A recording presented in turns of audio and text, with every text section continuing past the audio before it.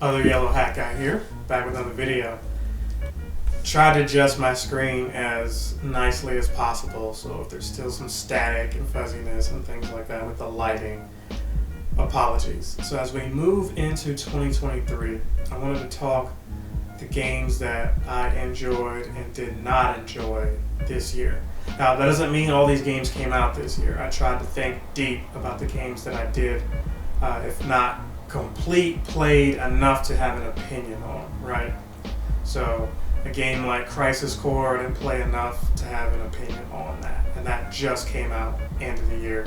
Elden Ring, I really enjoyed that. That would probably be my game of the year, but I didn't play enough of it to really give reasons why it's better than the other games, other than its presentation, right? So that won't be on this list.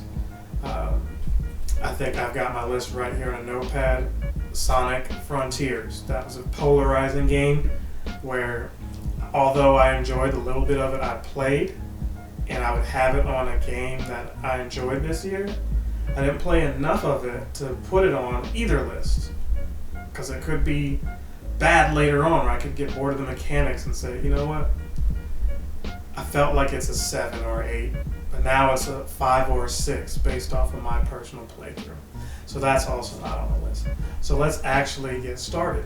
So we'll start with the 5 games that I thought were good, and then we'll get into the 5 games that I thought were bad. All right. So number 5 on this list would have to be Shredder's Revenge. Turtles Shredder's Revenge. That I really enjoyed that one. It was a throwback to the old arcade, the Konami beat 'em ups, like the Turtles in Time. It was really like that on some steroids. They had additional features and graphics and animations. It looked like they had maybe borrowed some Street Fighter animations or something like that. I know some people were clamoring for legal action on that behalf, but the music was dope. They had Mike Patton doing the intro. You had a track with Wu-Tang Clan on there. I mean, it's just a really fun game. And the only thing I have bad to say about it is, although it was longer than the arcade game, I felt like I wanted more. I enjoyed they gave you 6-player online. They gave you 6 characters. So you say, what more could you ask for? More. Alright, so moving from that game,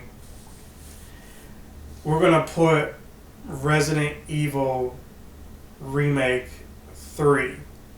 Resident Evil 3 Remake, that's if I said that right.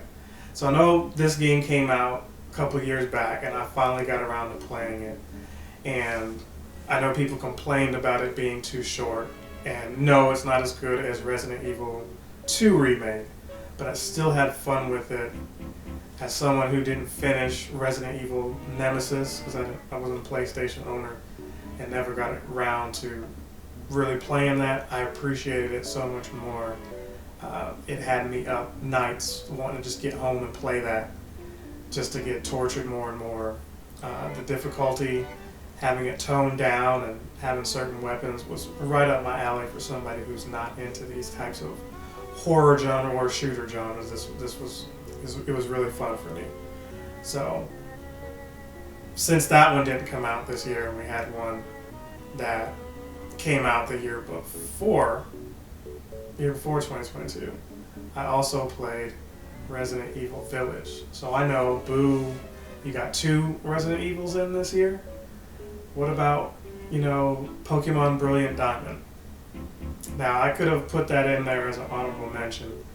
I did enjoy Brilliant Diamond, but I felt like I was playing too many Pokemon games this year, and I just enjoyed this one a little bit more than that.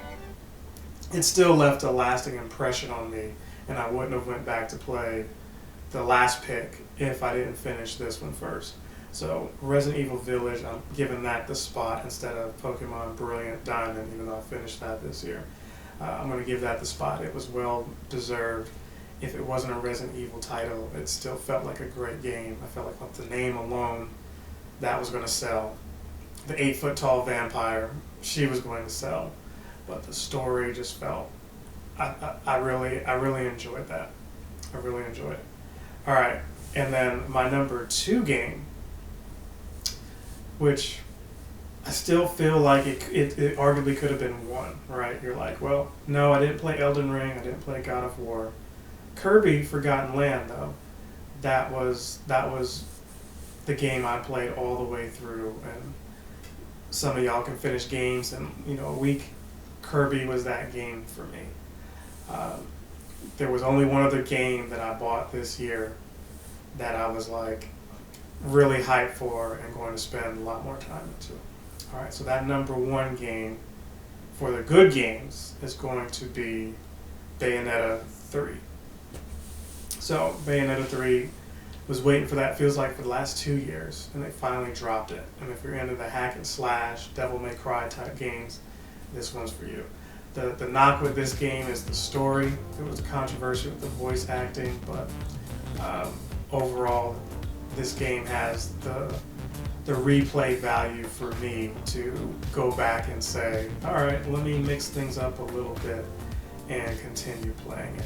There are some spotty frame rate issues and things like that, and I could just be looking at this with nostalgia for the other Bayonettas, but I feel like this did what those did, just improved upon them. Kirby, like I said, arguably could have been one for me. This was like the first.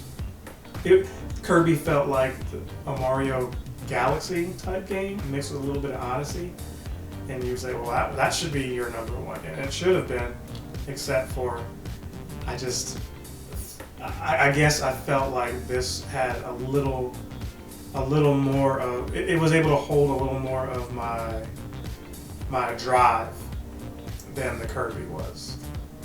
I just haven't gone back to do the new game plus and things like that for Kirby, but maybe a lot of it is I played other Kirby games recently prior to this one coming out, right? I felt like there's been a Kirby game every other year, and Bayonetta, we've been waiting for that since, Bayonetta 2 on Wii U even. So that's my list for the good games. What I'm probably going to do is end it here, and we'll pick up with the bad games. So stay tuned for that. Captain Sensation!